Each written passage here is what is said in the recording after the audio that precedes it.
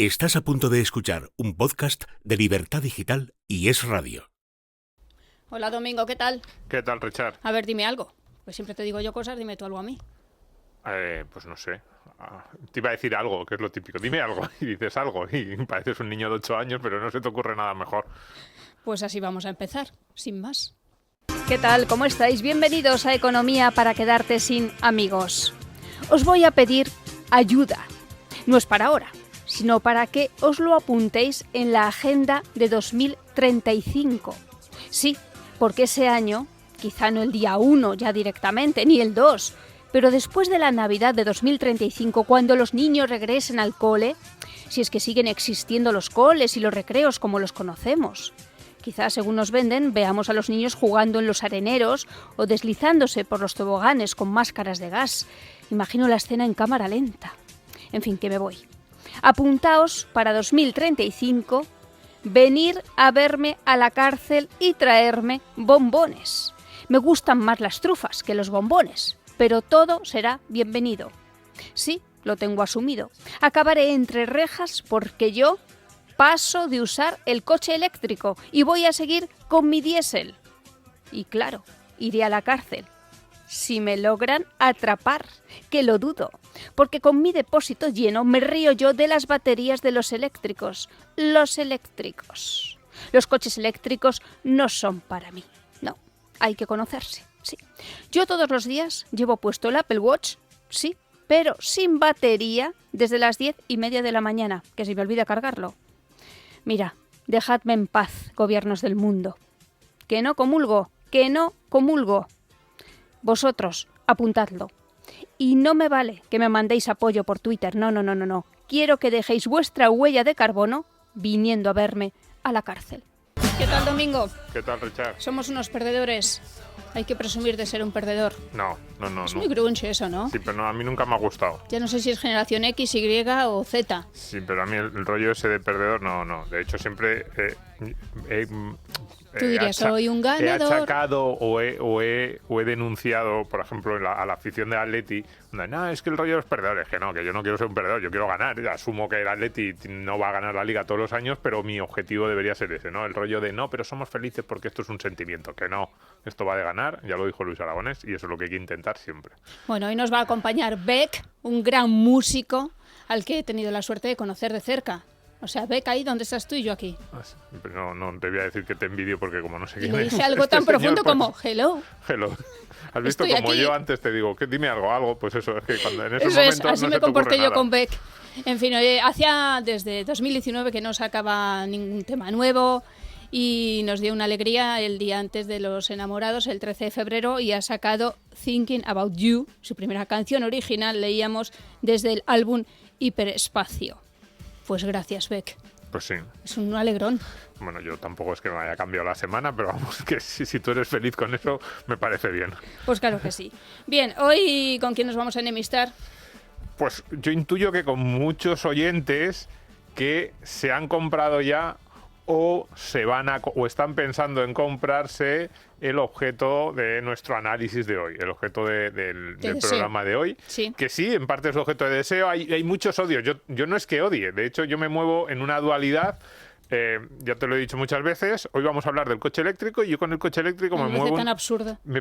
Yo me muevo en una especie de dualidad porque por una parte me gusta mucho conducirlos, yo cada vez utilizo más estos coches compartidos que hay en Madrid, que además cada vez hay más marcas, y me gusta muchísimo el producto en sí, el servicio que me dan, me parece más cómodo muchas veces pues que otras alternativas clásicas de transporte público, pero al mismo tiempo digo que es esa dualidad porque al mismo tiempo me gusta mucho conducirlos, me parecen muy entretenidos, creo que el empujón normativo, el empujón político, el empujón legislativo que se está dando al coche eléctrico no tiene ningún sentido, va a ser muy, muy caro y no se están respondiendo algunas de las preguntas clave que están ahí, están sobrevolando el coche eléctrico, pero no se responden. Parece que eso no existe, que esas preocupaciones mejor que no nos dirijamos o no intentemos resolverlas. Hoy vamos a centrarnos en ese tipo de preguntas, en ese tipo de dudas que ponen, pues interrogantes importantes sobre el futuro del coche eléctrico y a lo mejor alguno de los que ya tienen ese coche eléctrico, pues piensan, oye, déjame en paz, que yo estoy muy feliz ahí con mi Tesla enchufado en el garaje. Sí, entendemos que estés feliz con tu Tesla en el garaje, pero a pesar de todo hay cuestiones que hay que poner sobre la mesa y que hay que intentar responder. Bien, Bruselas ha puesto límite, ¿no?, al coche. Bruselas ha dicho que en el Diésel, año 2035 ya no se van a poder vender más coches de gasolina y diésel, que a mí me parece una locura. Que le den a Incluso Bruselas. aunque ese fuera tu objetivo, me parece una locura decirlo. Así de, o sea, porque es ya gratis, da igual y porque decirlo que sí, no. pero estás anticipando que la industria, o estás obligando a la industria a anticipar medidas que a lo mejor no te conviene que se tomen, y menos ahora. Una de las pocas cosas en las que Europa seguía siendo una potencia industrial era en producción de vehículos. No éramos los únicos, evidentemente, pero en Europa se hacían muchos coches y se hacían bien, y muchas marcas, y estamos obligando a esas marcas europeas a hacer un ajuste que, ya digo, incluso aunque sea tu objetivo, no sé si adelantarlo con más de una década tiene algún sentido. Bien, y no estamos solos. No estamos solos. Estamos con Juan Manuel Sabugo, que no sé cuántas veces has estado. Juanma, por aquí, bienvenido. Pues yo creo que he estado una vez más y soy oyente asiduo del programa. Muchas gracias, sin ninguna Juanma. duda, no me pierdo uno, y encantado de participar aquí y de poder ayudar en la medida de lo posible. Juanma es físico y es consejero delegado de L4H, que es una empresa de domótica y que también instala cargadores para coches eléctricos. Sí, bueno, lo intentamos, porque la normativa no es nada fácil, pero no. sí, lo intentamos. No es fácil. No, Qué nada, raro, no, ¿verdad? Una normativa fácil Pero y esto transparente, pero esto es muy sencilla. marciano, porque te dicen, en 13 años solo vas a poder vender coches eléctricos, y casi el objetivo sería que solo hubiese coches eléctricos por la calle, y luego poner un cargador te lo ponen dificilísimo. Entonces es una especie, bueno, es esta esquizofrenia en la que se mueven nuestros políticos y que nos meten a nosotros al final en ella. Bien, el gran objetivo es bajar las emisiones de CO2. ¿Qué pasa si solamente circularan los coches eléctricos? Eso sería definitivo. A ver, es la Nos pregunta tendríamos que quitar la máscara de gas ya, por fin. es la pregunta del millón. En general, los políticos y los gobiernos han focalizado todos sus esfuerzos, o parecen focalizar todos sus esfuerzos para la reducción del CO2 en el coche eléctrico. Y lo primero que nos tenemos que preguntar es qué responsabilidad tiene el vehículo con emisiones sobre el teórico problema de la emisión de CO2 y del efecto invernadero, cambio climático, etcétera, etcétera.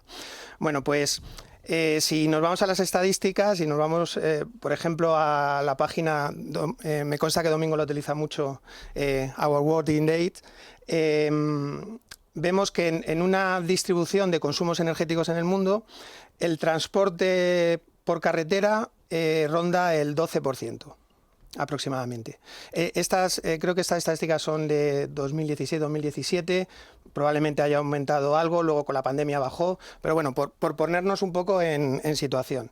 Si estamos hablando cerca de un 12%, ahí están incluidos, por supuesto, camiones, furgonetas de reparto, motocicletas, bueno, cualquier vehículo que va por una carretera. Si lo circunscribimos exclusivamente al vehículo particular, que parece el gran responsable, ¿no?, de todo este problema, de ese 12 bajará probablemente a un 10%, en torno a un 10, vamos a decir cifras redondas para poder hacer cálculos sencillos. Estamos hablando del 10% de las emisiones de todo el mundo, de CO2. Ahora bien, imaginemos que cambiamos todos los coches del mundo, de repente, por arte de magia, mañana son todos eléctricos. Eso, eléctricos y patinetes. Todos. Cuidado, que ahora mismo solo hay un 1% de No sé. coches eléctricos en el mundo. Las ventas son un porcentaje un poquito superior, tampoco son la mayoría de las ventas actuales, pero coches que ahora mismo estén en las carreteras eléctricos, el 10%. Eléctricos, y ahí se meten en las estadísticas normalmente los híbridos enchufables, que no son exactamente eléctricos puros. Pero entonces, para cambiar, o sea, porque dice Juan, imaginemos que cambiamos todos, tendríamos que cambiar el 99% del parque mundial. Venga, lo conseguimos, aparece una Mary Poppins mágica en todo el mundo y de un día para otro lo hemos conseguido. ¿Cuánto se reducirían las emisiones? Vale, estamos hablando que se reducirían teóricamente un 10%, pero vamos a echar un poquito mejor las cuentas, porque claro, esos coches hay que cargarlos. Para cargarlos hay que producir energía eléctrica. Para producir electricidad necesitamos otras fuentes de energía que tenemos que transformar. Acordémonos, ¿no? La energía ni se crea ni se destruye, solo se transforma. Bueno, pues tenemos que transformar en energía eléctrica, porque la energía eléctrica no la podemos sacar de la tierra, por lo menos ahora, ¿no? De tal forma que tenemos que fijarnos en qué estamos haciendo para producir esa energía eléctrica, lo que se llama el mix energético. Bueno, en España, por ejemplo, que nosotros generamos muchísima energía de renovables, que en teoría es una energía limpia. Estamos hablando que a lo mejor en los mejores, en la media, puede haber un 50% de energías renovables, ¿no? Quiero decir, de ese 10% teórico que nos íbamos a quitar de emisiones, nos quitamos en realidad la mitad, porque la producción de esa energía eléctrica sí genera CO2. Es sucia. Sí. Es sucia. Eso no es solamente en el hecho de cargar de energía esos coches, pero es que la producción de esos coches, o sea, el hecho de generar esas baterías produce bastante más CO2 que los coches que hemos sustituido. Entonces, si al final echamos una cuenta así como muy burda, decimos, bueno, podríamos quitar el 10%, ese 10% probablemente se quede en un 5%. O sea, si cambiáramos, números muy redondos, insisto, esto es muy matizable, pero si quitáramos todos los coches del mundo que están emitiendo CO2 y los sustituyéramos por coches limpios, de emisiones cero, habría mucho que matizar lo de emisiones cero, reduciríamos un 5% las emisiones de CO2 del planeta. Pues le vamos a mandar a Juanma a Bruselas. Y cuidado, porque esta es una cuenta, como dice Juanma, más bien optimista, quiero decir, porque España, es verdad que en el mix eléctrico español hay mucha renovable, pero ese no es el mix eléctrico del conjunto del planeta, sería menor. O sea, estamos haciendo un cálculo, dices, de ese 10% de coches particulares, ¿cuánto se reduciría? Sin tener en cuenta, por ejemplo, la producción del coche. Solo tener en cuenta una vez que el coche ya está en la carretera. Ya estás haciendo un poquito trampas a favor del coche eléctrico. Sin tener en cuenta que no todos los países tienen el mix eléctrico que tiene España. Otra vez estás haciendo trampas. Pues bien, incluso con esas pequeñas trampas que van a favor, digamos, del coche eléctrico, estaría reduciendo como mucho el 5% de las emisiones de CO2 si cambiases de un día para otro. Fijémonos, de un día para otro, en plan Mary Poppins, todos los coches que hay de combustible en el mundo por coches eléctricos, todos los coches particulares. La realidad es que yo creo que estaríamos más bien cerca de un 2-3%, sinceramente, si hiciéramos la cuenta exacta. Y encima, en la realidad de ese cambio brutal, que sería que en China y en la India, que no están en esto para nada, siguieran las recomendaciones europeas. Si solo seguimos en Europa, ya entonces nos pasamos del 2-3% que estamos haciendo así, en plan muy optimista, al 1. Quiero decir, ese es cuando dicen, no, es que es necesaria la transición energética. Yo lo que digo es, como hagas bien las cuentas, dices, ¿a qué coste vas a desmontar la industria del automóvil en Europa para reducir, he dicho el 1 y a lo mejor es el 0,8 o el 0,7? Claro, porque estamos siendo hiperoptimistas. Pero venga, nos vamos a quedar porque sería la cifra. Yo estoy convencido de que si en un programa de televisión se hace una tertulia así, dirían, pues podríamos reducir hasta el 5% de las emisiones de CO2. Así, si eliminásemos los coches de gasolina, reduciríamos el 50% de las emisiones. No es verdad, pero venga, nos quedamos con ese 5 y ya en sí mismo ya la cifra dice, ¿cuál sería el impacto, la mitigación respecto al cambio climático? Que es, o sea, al final de todo esto es como vamos a luchar contra el cambio climático. ¿Cuál sería el impacto que tendría reducir un 5% y con todas estas cosas que aparte es imposible? Mira, muchas veces Domingo me dicen, Richard, tú eres la voz de la calle. No me lo tomo mal, pero bueno, voy a hacer de la voz de la calle. Y con presunción de inocencia. Vamos a suponer que los políticos ni son malvados ni son tontos. Entonces, ¿por qué? ¿Por qué esa obsesión con el coche eléctrico? Pues mira, es una buena pregunta, pero es que tiene todos los componentes. A ver, cuando surge todo el problema del cambio climático, etcétera, etcétera, los políticos necesitan visualizar el problema. O sea, necesitan que la gente vea cuál es el problema de esto. Porque normalmente todas estas circunstancias son multifactoriales, quiero decir, depende de infinidad de cosas, pero a un político le cuesta mucho una narrativa tan compleja. Entonces, como muy bien dice... Y piensa que a nosotros también. Bueno, como muy bien dice Carlos Rodríguez Brown, el mejor amigo del hombre es el chivo expiatorio. Entonces, el político, ¿qué es lo que tiene que hacer? Focalizar en un elemento que a él le resulte sencillo, focalizar todos los males. Y claro, es que el coche es perfecto. El coche es perfecto porque la rueda, el invento. Sí, ya estaba en el punto de mira de la izquierda porque representa todo lo que, digamos, el capitalismo, toda la flor del capitalismo, sí, el triunfo del individualismo, la prosperidad, el estatus social, pero es que además detrás estaba ya todo el tema ecológico del petróleo, lo sucio que es el petróleo. O sea, acordaros de las películas de los años 50 y 60, con esas producciones en blanco y negro que se manchaban de petróleo, acordaros de la guerra de Irak. acordaros del Prestige, es que el petróleo es sucio, tiene una imagen fea, ¿no? Independientemente de todo el tema ecológico. Entonces, el chivo expiatorio es perfecto. O sea, la elección del coche como enemigo público número 1 es perfecto, echa humo, hace ruido, es que es perfecto. ¿Y cómo lo sustituimos? Por la perfección.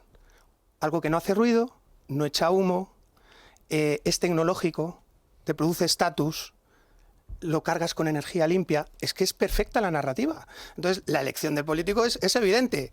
Cambiamos lo sucio que mancha, hace ruido y echa humo por algo que no suena, que va casi en el aire y que es tecnología. La narrativa es fantástica. Otra cosa es que detrás los números lo apoyen, ¿no? Qué genio es Beck. Es que ha tocado todo tipo de género, sin prejuicios. Sí, yo las canciones las conozco. Está con un pie en California y con otro en Nueva York. Fantástico. ¿Sabes qué alegría me das? Diciendo que conoces a Beck. No, conozco las canciones. No habría sabido que son de este señor, que lo siento, vamos, que reconozco su autoría. Además es un Adonis. Así, muy guapo. Pues sí. Muy bien. Fenomenal. Me lo apunto. Me lo pondré en la carpeta para ir al instituto. Con muchos problemas de salud, desgraciadamente, sí. Pues a ver, Domingo. Estoy seguro que tiene un Tesla. Estoy convencido. Uno así que se mueve entre California y Nueva York, tiene un Tesla seguro. Yo lo vi en un Prius hace ya 15 años, o sea que sí, acaba en Tesla. En España hay 24 millones de vehículos y que hay que producir. Si los cambiamos, nosotros estamos todos en esta tesis porque, a ver, es que esta misma semana, hace unos días, se ha aprobado que quieren prohibir la venta. Es decir, el objetivo político sería que todos lo cambiáramos, que a partir de ahora solo se vendieran vehículos eléctricos. Lo que pasa es que dicen, bueno, no podemos, pero casi sería lo ideal, ¿no? Si todos tuviésemos vehículos eléctricos, habría que producir electricidad diaria para cargarlos. Entonces, ¿esto cómo se articula, Juanma, en términos de viviendas, de las familias, de las necesidades de una casa normal? Tú que te dedicas además a hacer este tipo de instalaciones, sí. Es verdad, tu empresa se dedica a hacer instalaciones de domótica, electricidad, como todos los suministros, por así decirlo, en viviendas que están reformándose o en obra nueva, con lo cual sabes mucho de esto. Desde el punto de vista de cómo integrar eso en todas las casas de España, sería posible, ¿no? A ver, vamos a echar también un cálculo así muy rápido, muy redondo, muy tontorrón, para que nos hagamos idea un poco de la magnitud de la historia. No vamos a contar con la imposibilidad de que todos esos coches eléctricos se pudieran cargar, porque muchos de ellos estarían en la calle. Claro, eso sería la segunda parte, sería cómo Ay, qué gracioso, yo quiero que llegue 2035 un enchufe ya. en cada 2 metros de acera. Cada 2 metros de acera y que haya suministro suficiente para que durante toda la noche se estén Y cargando. no los vandalicen. Pero vamos a pensar que en un principio simplemente van a cargar coches los que tienen garaje y los que tienen casa. Que Los es ricos. Que ya empezamos, Clase ¿no? media, Empezamos a poner un poco el margen donde toca. Pero bueno, consumo medio de una vivienda aproximadamente en España en kilovatios hora. Por cierto, vamos a utilizar mucho el concepto de kilovatio hora, que es muy poco intuitivo, porque kilovatio es potencia, hora es de tiempo y la gente no sabe muy bien de qué estamos hablando. Estamos hablando de energía. Si habláramos de gasolina, hablaríamos de litros de gasolina, para que nos hagamos una idea. Entonces, ¿qué pasa? Que una vivienda no consume gasolina, a no ser que tenga un motor diésel ahí tirando y generando gasolina, o sea, y generando electricidad, sino que consume directamente electricidad. Bueno, pues la medida de los litros de electricidad, y vamos a llamarlo así para que todo el mundo lo entienda, son 11 kilovatios hora de electricidad. Una vivienda poniendo sus cositas, ¿no? La luz, la lavadora... Y ese, 11 kilovatios hora a lo largo de un mes. A lo largo, no, cada día. Cada día. Cada día. Vamos a hacer el cálculo diario para que nos sea más fácil en términos de números. Vale. Un coche eléctrico, por ejemplo, los de largo alcance son 100 kilovatios hora, o sea, 100 litros, vamos a llamarlo, 100 kilovatios hora. Es lo que tú le puedes meter al depósito. Para entender un poco el coche eléctrico y todo este tema de las unidades. Las baterías de un coche eléctrico, pensemos que es como si fuera el depósito de un coche de gasolina. Uh-huh. ¿Cuál es el problema? Que ese depósito es muy especial, pesa un montón, estamos hablando de 500 kilos. Es un depósito muy especial que necesita unas condiciones muy específicas para albergar la energía eléctrica, que son los litros de gasolina. Hasta ahí bien, ¿no? Bueno, pues si una vivienda consume 11 kilovatios al día con todo lo que hacemos, encendiendo la nevera, todo lo que está, la luz, no sé qué, no sé cuánto. Lavadora. Un coche para recorrer unos 400 kilómetros necesita 100 de esas unidades. 11 frente a 100. sea, 10 veces más. Sí. Para recorrer 400 kilómetros. Claro, para lo que sería un consumo. Es verdad que no es el consumo de un día, pero bueno. Luego, esa es una estadística muy graciosa, lo del desplazamiento medio, ¿no? Que todas veces nos lo dicen. No, el desplazamiento medio está en torno a 30 kilómetros. O sea, los coches diariamente se desplazan 30 kilómetros. Pero es que es muy burda esa cuenta. Porque cuentas todos los coches de España, muchos de ellos están parados, obviamente. Claro. Cuentas todo, las bicicletas, cuentas todo. O sea, las bicicletas no, perdón, pero sí las motocicletas, etcétera, etcétera. Entonces, lo que nos tenemos que preguntar es, la gente que usa el coche todos los días, que normalmente son propietarios, hay uno en cada casa que con estas circunstancias, ¿cuántos kilómetros hacen? Pongamos que en vez de esos 30 hacen 50 kilómetros. No nos vamos a ir a 100, que yo creo que estaría más cerca de esa cantidad, pero pongamos que son 50 kilómetros. Para recorrer 50 kilómetros necesitamos pues los consumos medios cada 100 kilómetros están muy falseados, pero el real suele estar en unos 25 kilovatios hora, 25 litros, ¿no? que estamos diciendo.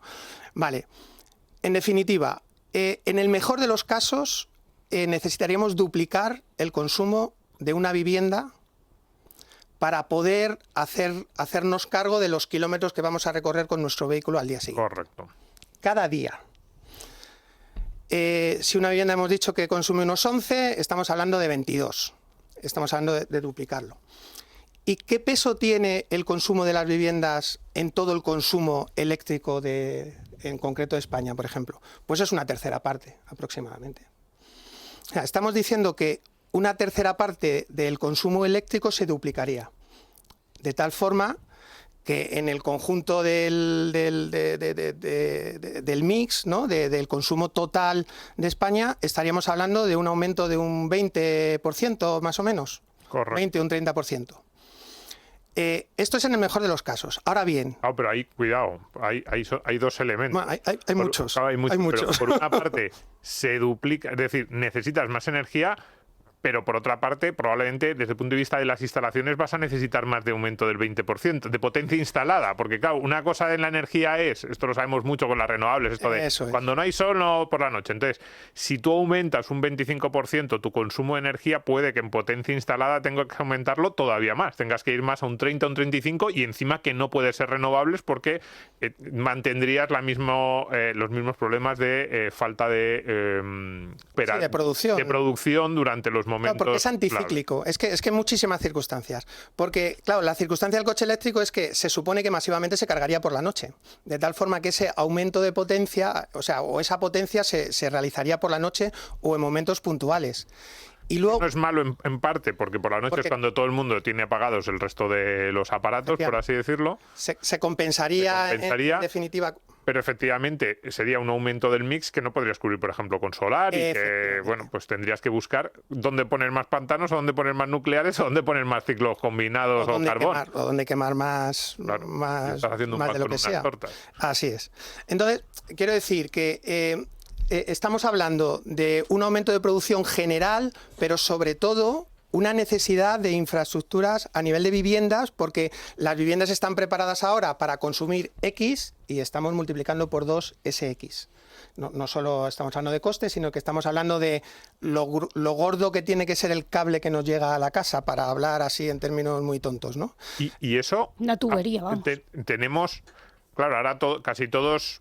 En los últimos años que ha habido muchas noticias sobre el coste de la energía, la electricidad, la pobreza energética, se ha hablado mucho del tema también de la potencia instalada, ¿no? Porque muchas de las medidas que se hacían para ayudar a los hogares eran solo a los hogares que tuvieran una potencia instalada baja. No sé si era hasta 4 megavatios hora. 4,4 kilovatios normalmente, por debajo de eso. Sí, perdón, me he dicho megavatios, kilovatios. Entonces, ¿con esos 4,4 podríamos cargar las neveras, lavadoras más el coche eléctrico, o tendríamos todos que subir la potencia instalada en nuestros hogares? ¿Y eso cómo sería? ¿Hay que volver a hacer la instalación de todo Madrid para...? Es verdad, ¿no? Es que es uno de los grandes problemas. A ver, como hemos dicho, el consumo, que son los litros de agua, ¿no? que usamos, los litros de gasolina, eso en consumo de energía son los 11 kilovatios hora. Pero hay otro parámetro que es al que se estaba refiriendo Domingo, que son los kilovatios, que eso es la energía instantánea, o sea, lo que consumimos en un instante determinado. De eso depende lo grueso que es el cable. El símil claro es el agua. Yo siempre que hablo de electricidad hablo de agua, porque nos resulta muy intuitivo pensar en agua. Los kilovatios sería la cantidad de agua que sale por el grifo en ese instante. Yo puedo llenar una bañera con un hilito de agua durante muchas horas, o puedo abrir un chorro enorme y hacerlo en pocos segundos, ¿no? Pues los kilovatios sería ese chorro que nos sale.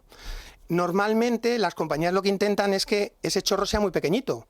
Claro, porque si no tenemos que dimensionar enormemente el grosor de las tuberías, de los cables, sí, para consumir un instante muchísimo. Pues vamos a obligar a que se reparta ese consumo para hacer que las tuberías sean más pequeñitas y para que todo sea más sostenible. Hasta ahí lógico, ¿no? Por eso penalizan que tú contrates potencias muy altas, que eso quiere decir que vas a consumir a lo mejor mucho en poco tiempo y dicen, bueno, racionalízalo, te penalizamos ahí, tú bajas el consumo, la conexión y de esa forma lo evitamos. ¿Cuál es el problema? Que un coche, el estándar de recarga de un coche eléctrico es 7,4. Si estamos hablando que una vivienda habitual... O sea, el tamaño, 7,4 kilovatios. Dios. En el instante, el chorro tiene que ser de 7,4. Correcto. Y la mayoría de las viviendas, estamos diciendo antes, que están en 4,4 o el máximo en el que se mueven es 4,4. Con lo cual, la mayoría de las viviendas o amplían el tamaño del chorro... La media de o la no vivienda sé. de España tenía que duplicarla.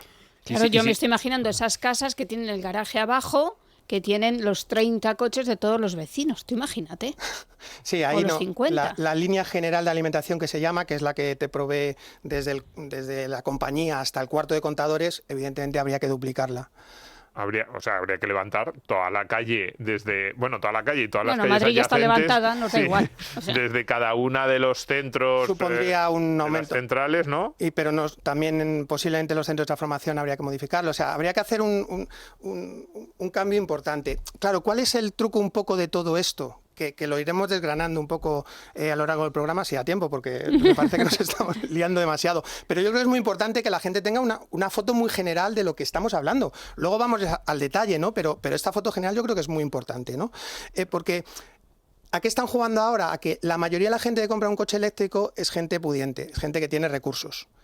Gente que tiene recursos significa que gente que tiene viviendas grandes, significa que tiene contratos importantes de electricidad, más altos de la media, y significa que pueden hacerse cargo de esa potencia que por la noche no utilizan porque ya tienen contratos altos. Correcto. Entonces Fíjate. le supone menos problema. Y ahora mismo... que los ricos paguen más, que los ricos usen el coche eléctrico. Si es Bueno, que... eso por lo menos, pues el que lo quiera que lo pague.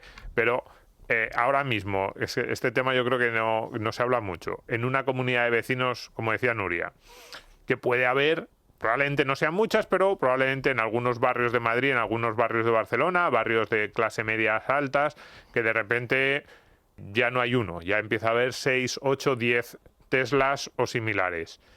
Y que todos ellos piden que les pongan un enchufe en el garaje, o que cuando llegan al trabajo, en una oficina más o menos normal, ya no hay 2 o 3 puestos de coche para recarga de coches eléctricos, sino ya la petición es que haya 25 o 30.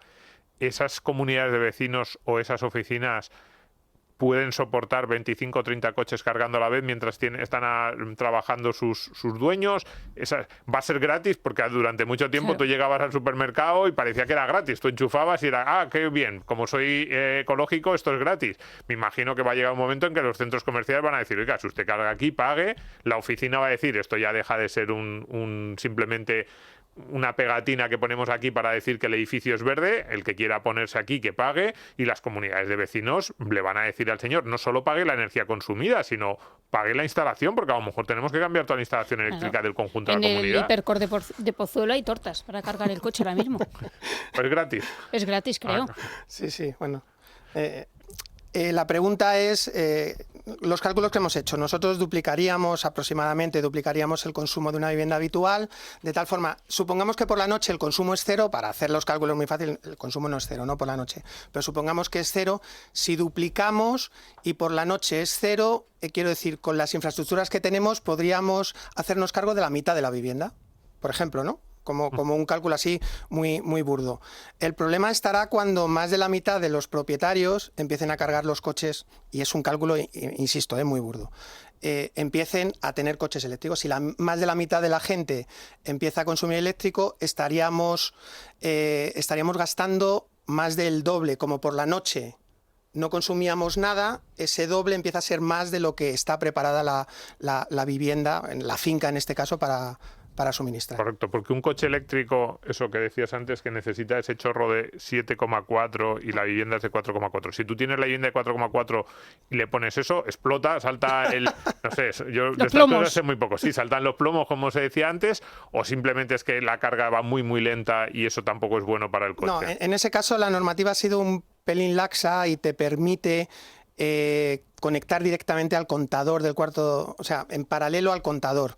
Quiero decir, tú necesitas subir el aumento de potencia, pero no necesitas pasar por el cuadro que protege la vivienda y que es el que limita esa potencia.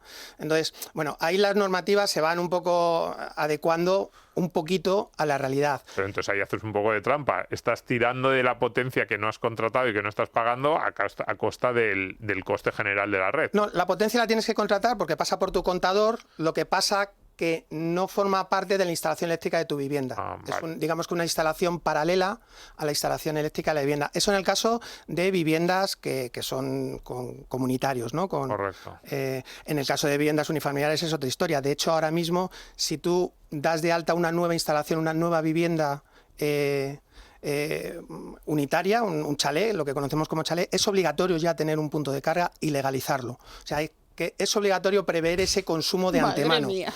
O sea, esto supone un gasto añadido y mucha gente me dice que yo ni tengo coche eléctrico ni lo voy a tener, ya, pero tú tienes que pagar la legalización y tener ese punto ahí en el garaje. ¿Cómo te quedas, Domingo? Pues nada, que menos mal que yo acabé la reforma de mi casa hace ya unos años y no me obligaron. Sabía que lo estabas pensando. Bueno, aquí tenemos a toda España, Richard, pensando, a ver, el vecino... Claro, yo estaba pensando en esas juntas de vecinos a las que ya no quieres ir. Porque tú dices, pues cuando la mitad de los vecinos tengan coche eléctrico, imagínate el pollo que se va a montar. Eso no está diciendo aquí Juanma, porque dices, yo tengo el coche eléctrico, feliz estoy, me han puesto un enchufe ahí en el garaje. El rarito, bueno, da igual, vale. Pero de repente el del segundo C se lo ha comprado, el del cuarto A también, y dices, un momento. Eso es. Y el que no se lo ha comprado dice, porque no está diciendo Juanma, cuando se acerque a que el 50% de los propietarios de una comunidad tengan coche eléctrico, están en un problema porque tienen que hacer obra. Sí, habrá que hacer reforma en la línea general de alimentación. O... Más trabajo, Juanma. Sí, yo encantado, pero... Pues claro, hasta ahora es que los empresarios y los autónomos son muy raros, porque se tiran piedras contra su propio tejado. Y cuidado, porque nos decía también esos comentarios ahí a micrófono cerrado que muchas veces son los más interesantes. Dice, y estamos diciendo 7,4 kilovatios. Dice, por un Tesla un Tesla que es de los buenos y los que tiene batería así buena. Nos decías que unas 15 horas puede tardar en cargarse a esa velocidad, entre comillas. Sí, no es para mí, claramente. Bueno, el cálculo es muy más o menos sencillo. Si suelen tener baterías de unos 100 kilovatios hora, ¿no? Estamos hablando de la capacidad del depósito para meter electricidad. Si tú estás cargando a 7,4, 7,5, cada hora le has metido 7,5 kilovatios hora. Como tienes que meterle 100, pues unas 15 horas, 14 horas. Y importantísimo, estamos siempre pensando que los coches se cargan de noche, entre las 11 de la noche y las 7 de la mañana, 6 de la mañana. Claro, si hay una operación, si tú tienes que utilizar el coche para irte, por ejemplo los viernes, que la gente utiliza los coches masivamente para irse, los tienes que cargar al 100%. No te valen con 6-7 horas. La mayoría de los coches va a necesitar el doble. Por lo tanto, vas a tener que continuar cargándolo con simultaneidad al uso de la vivienda. Correcto. Ahora ya sí está encendido la lavadora, están encendidas las luces y el ordenador y al mismo tiempo... Te estás duchando, estás cocinando, estás haciendo el desayuno, lo que sea. Y no hemos hablado de ambulancias o policía, por ejemplo. Claro. Porque esos también tendrán que ser eléctricos. Aquí vamos a la... Los cacos va a ser, es una maravilla. Conversación sobre el coche eléctrico. Bueno, todas son grandes, pero esta yo creo es la que más sale. Es baterías...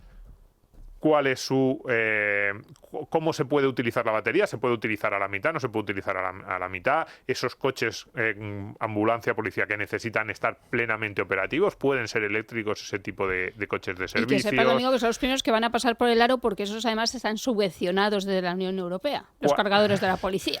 ¿Cuál es la autonomía real de las baterías? Vamos un poco con todo esto. Esto es un mundo casi inabarcable. A ver... como hemos dicho, las baterías es como si fuera el depósito, ¿no? Y ahí hay que meterle la electricidad. Los hándicaps que tenemos es, por un lado, esas baterías pesan mucho, de tal forma que hay un límite razonable, por lo menos ahora, con la tecnología que tenemos, en cuanto a lo que le podemos meter a un coche. Por ejemplo, estamos poniendo mucho el ejemplo del Tesla porque es lo más mediático, ¿no?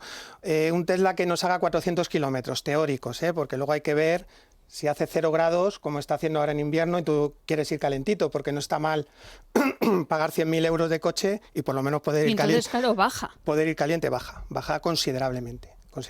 Con temperaturas extremas fuera, de 0 grados, baja considerablemente. O de 40, que tienes que poner aire acondicionado. O de 40, pero sin embargo el aire acondicionado penaliza un poquito menos que el calor. Autonomía 400, mucho frío. Llegas a 15 kilómetros al pueblo de abajo. No es tontería. Yo conozco a gente con coches eléctricos que van con abrigo dentro para poder llegar a su destino con coches eléctricos de unos cuantos miles, Claro, esto es pura diversión. porque la autonomía, ahora vamos con los siguientes derivadas, pero es que sale esto y no podemos...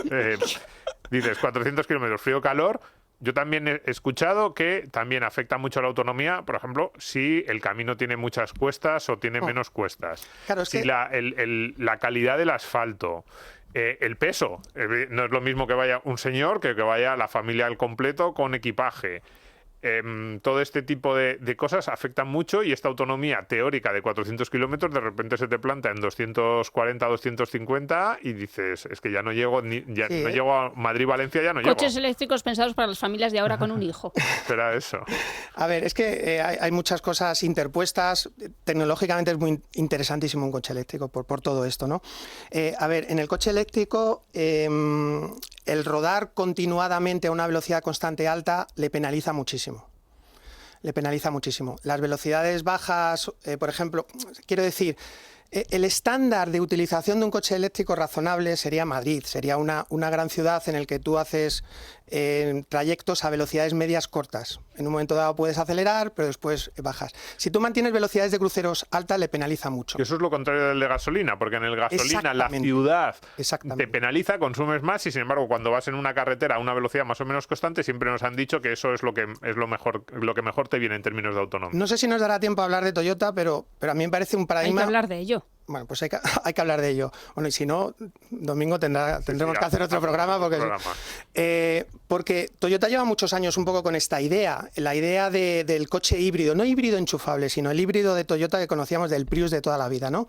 Si yo me muevo por ciudad, me penaliza mucho el coche de gasolina porque tengo que estar frenando constantemente y tiro la energía. O sea, yo arranco, hago que el coche se mueva, pero a los pocos metros tengo que frenar y toda esa energía la derrocho. La he tirado al cubo de la basura, bueno, pues esa la recupero, un poquito de esa energía la recupero en una batería y la vuelvo a utilizar para el arranque. Y esa es la idea del coche híbrido de Toyota de toda la vida, ¿no?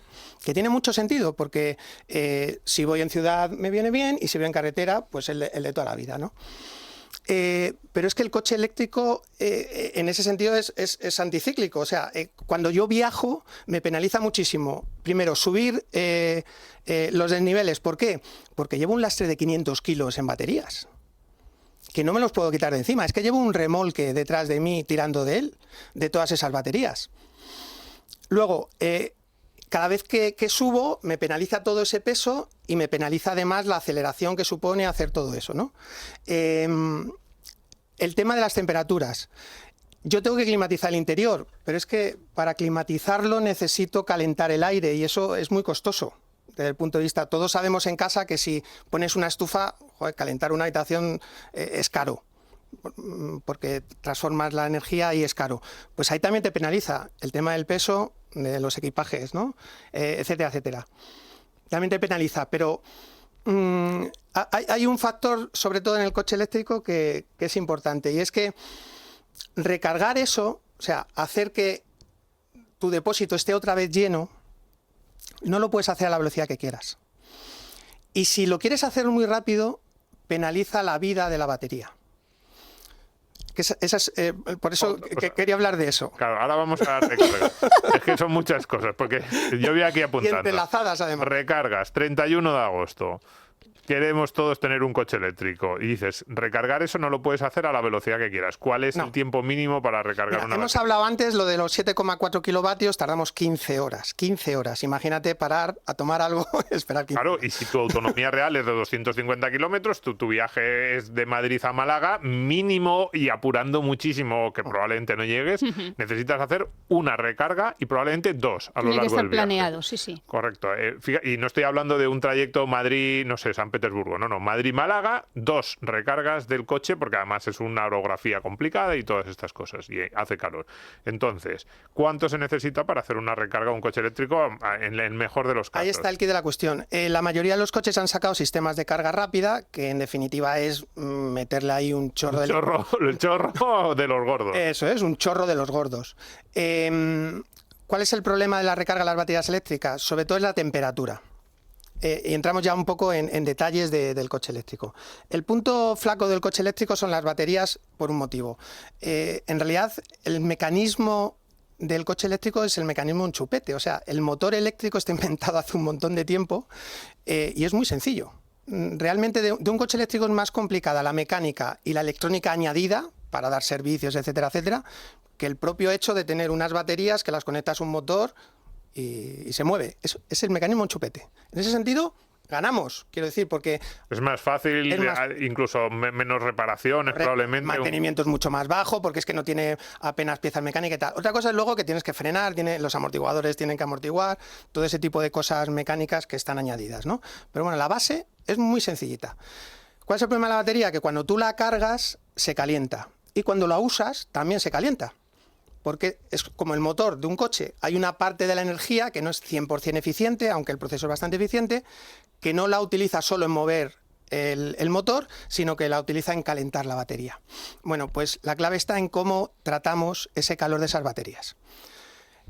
Normalmente hasta ahora no se ha tenido muy en cuenta eso.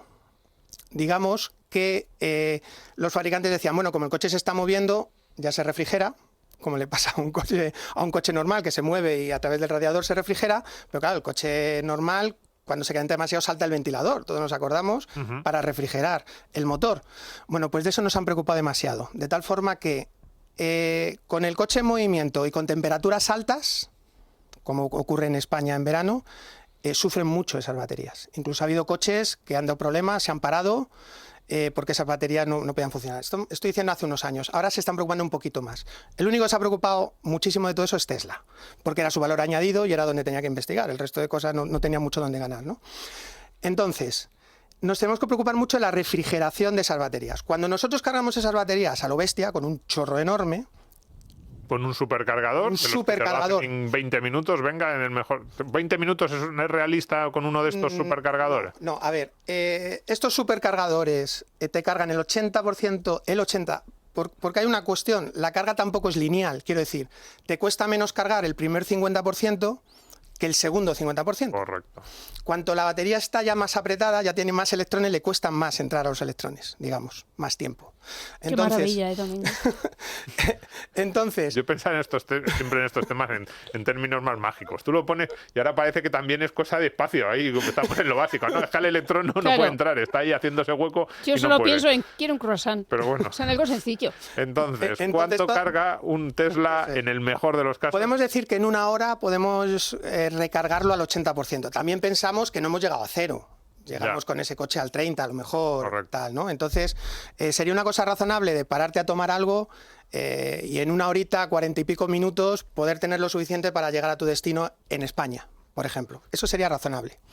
Correcto. Entonces, si contamos una hora... Yo me voy a Asturias, 470 kilómetros, creo que hay de mi casa en Madrid a mi casa en Asturias. Tienes que parar, para estar seguro. No, eso está claro, una vez, o sea, no para estar seguro. Para llegar tengo que parar una vez.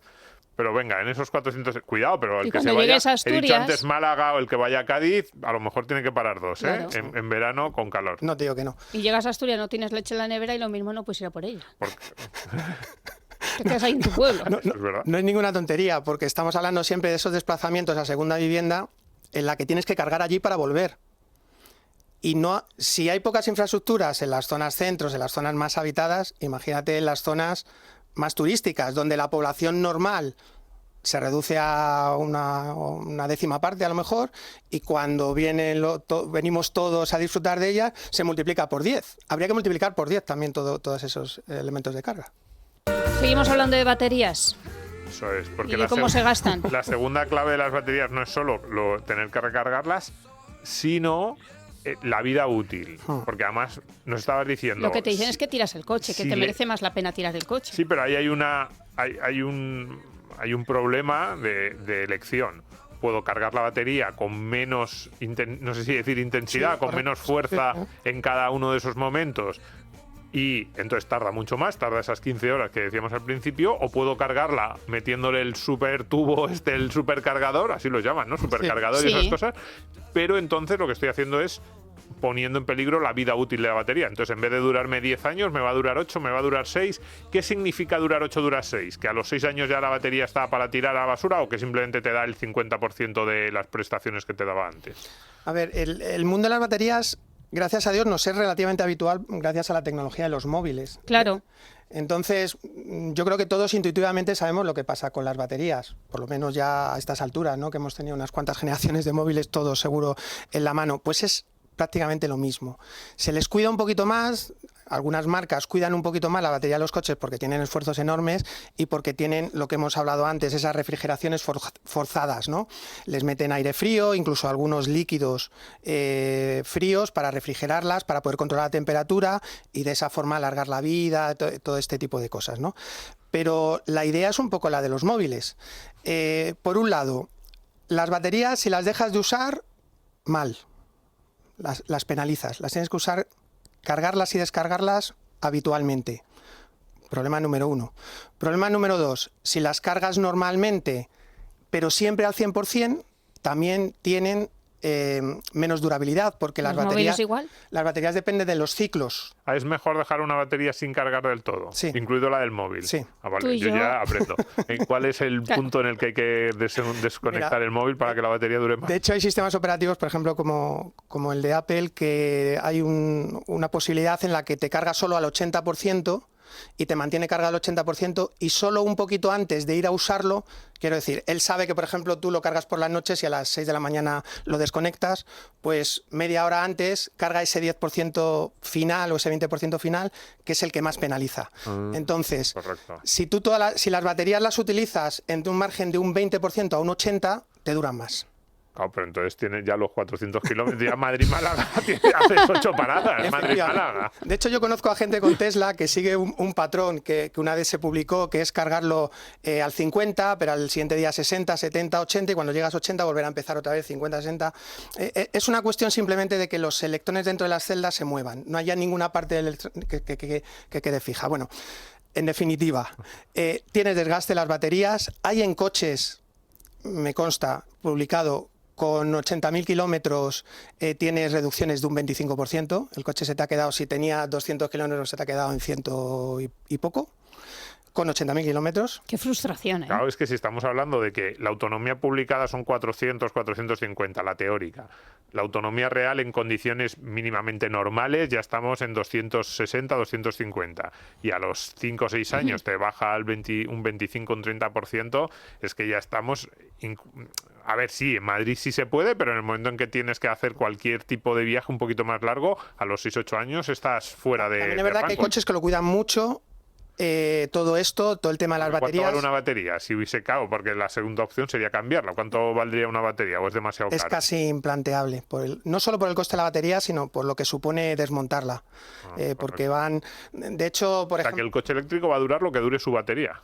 A ver, yo entiendo que lo razonable será que con el tiempo se ofrezcan paquetes de renovación de baterías.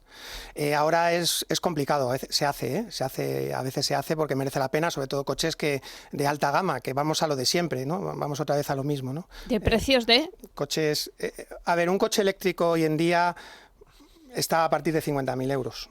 Me pasa que con ayudas y tal estaría por debajo. Que ese es otro truco, claro. Las marcas han aprendido a que vendiendo menos coches y más caros ganan más dinero.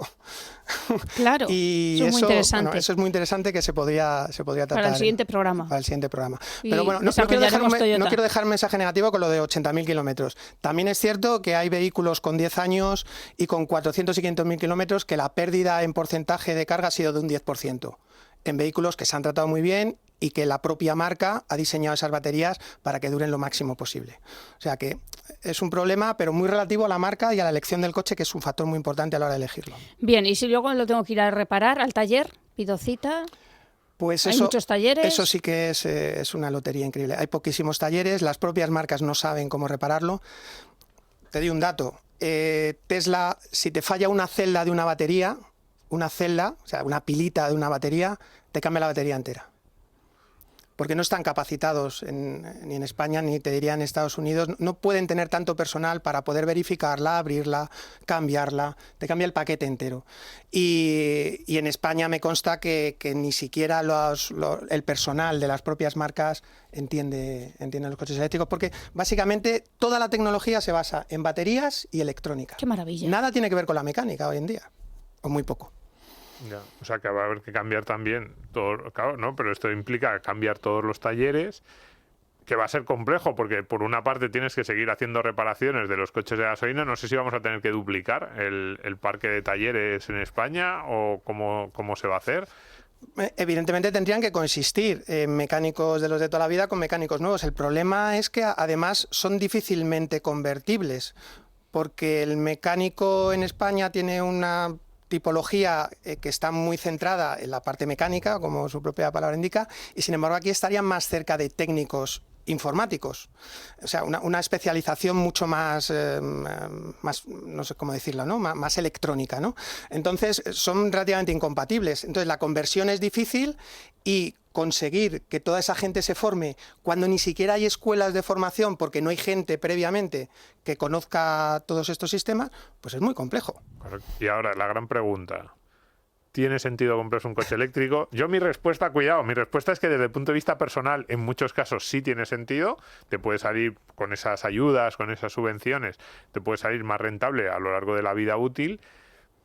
Lo que no sé si todos podríamos... Claro, si todos respondemos que sí, todos nos compramos, no sé si estaríamos capacitados. Pero desde el punto de vista personal lo digo porque puede haber gente que diga, entonces me estoy diciendo que es un error que me haya comprado un coche eléctrico hace unos meses. Y yo digo, no porque yo creo que es muy sensato en muchas situaciones para muchas personas. Efectivamente. ¿Tú tienes coche eléctrico? Yo tengo una trampa de coche eléctrico que no hemos hablado de ello, que son los híbridos enchufables. Fíjate tú. Sobre la trampa de los híbridos y los híbridos enchufables... Que Juanma ha venido aquí con un coche eléctrico y que le tiene aparcado en la puerta y no paga. Entonces, ¿cuál sería tu consejo? Lo he pagado por adelantado, pero bueno. Vamos a tener que tenemos que hacer una segunda parte del coche eléctrico dirigida a la industria de la minería, cuánto supondría sacar todo el litio que necesitamos, a los costes, las infraestructuras, las electrolineras, poner todas las electrolineras en España, lo que decíamos antes, enchufes en las calles, etcétera. Pues anticipo para esa segunda parte. Híbrido enchufable, eléctrico o gasolina, ¿cuál sería tu consejo al que nos esté escuchando? Esto es muy periodístico de no, ahora dime cuál. No, me niego a hacerlo. A ver, que se compre, la gente gana el dinero y se compra lo que quiera. Y yo le diría que se compre el que le dé la gana. Lo que sí le diría es que la analice un poquito, que no se deje... En un coche eléctrico es más sencillo, porque sabías ya lo que tenías de antemano, sabes lo que funciona, entonces te fijas en la tapicería, si corre mucho... En un coche no eléctrico. En un coche no eléctrico, perdóname, el de toda la vida, ¿no? Pero aquí hay variables tecnológicas que sí es importante que se conozcan, que son las que hemos dicho básicamente en este programa, que las sopesen y que pongan en una balanza y que por supuesto se compren el que ellos quieran, no el que diga el gobierno. Sí, yo creo que mi coche actual es de gasolina, pero desde que me lo compré hace 3 años dije el siguiente va a ser un eléctrico o un híbrido, creo que tiene todo el sentido, pero es verdad que según vayamos siendo más los que hagamos eso, todas las preguntas que hemos estado aquí van a ser todavía más evidentes, más necesarias. Y lo de los híbridos enchufables es a mí no solo enchufables, sino en general los híbridos me parece el gran timo en el sentido de que tienen muchas de las ventajas legales de los eléctricos, puedes aparcar sin pagar, no sé qué, y luego dices, pero si van con gasolina el 95% del tiempo. Ese es el de fama. ¿No? Yo el otro día me monté en uno de estos de car sharing, ¿no? De compartir, sí, que se supone son eléctricos. Este era híbrido. Y me monté la carga de la eléctrica ahí en el aparatito, en el display ponía a 0 y ponía que iba en gasolina. Entonces hice todo el viaje en gasolina, aparqué gratis en las zonas verdes, lo dejé ahí y me fui a qué verde soy. Pero sí, he ido en gasolina. Esto me parece que es un gran tema para tratar. Bueno, Juan Manuel Sabugo, director general del E4H Físico, ya te convocamos para el siguiente episodio dedicado al coche eléctrico. ¿Te parece? Hombre, encantado. Bueno, pues muchas gracias. A vosotros. Nos vamos. Bueno, pues como siempre, muchísimas gracias por escucharnos, muchas gracias por aumentar cada semana las descargas de este podcast que nació como algo muy pequeño y que cada día llega a más de vosotros. Economía para quedarte sin amigos. Solo acabaré con un nuevo eslogan para 2035. No tendremos autonomía ni libertad de movimiento, pero seremos felices. Un abrazo enorme a repartir. Escucha este y otros programas cuando y donde quieras a través de los podcasts de Libertad Digital y Es Radio.